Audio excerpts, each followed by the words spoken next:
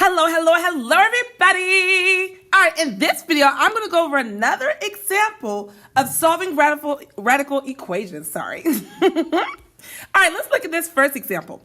It says x equals the square root of 7x minus 10. Just like we've been saying before, in order for us to get rid of that square root, I have to raise it to the power of 2.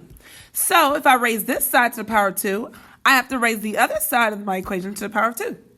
So we'll cancel out that square root. I'll bring down my 7x minus 10.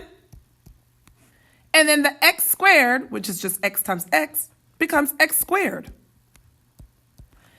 Since I have an x squared somewhere in this equation, I have to make it equal 0 in order for me to factor and solve.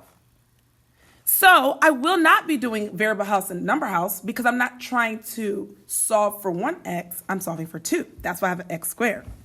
So the first thing I need to do is bring this 7x that's over here on the right side over to the left side where the x squared is. Since it's positive, I do the opposite, which will make it negative. So I'm going to subtract 7x on both sides. Now, obviously, x squared and 7x, those aren't like terms. So I'm just going to write them out next to each other. Again, my goal is to make it equal 0, make this entire equation equal 0. It equals negative 10 right now. So I have to get rid of that negative 10. So I'm going to do the opposite by adding 10 to both sides. And I cannot add 10 to negative 7x because they're not like terms. So I'll just write it out. Now that I finally have it equal to 0, I can factor this trinomial. So the trinomial says x squared minus 7x plus 10 equal to 0. You can use your area model method, your bottoms up method, or whichever method you feel comfortable with. I'm just going to use the area model. So remember, you put your first term in your first box and your last term in your last box. Then you multiply your a and your c. My a is this imaginary 1 in front. And my c is 10. So 1 times 10 gives me 10. Now I have to think, what's going to multiply to equal 10, but add to equal my b, which is negative 7? The two numbers that work is negative 5 and negative 2.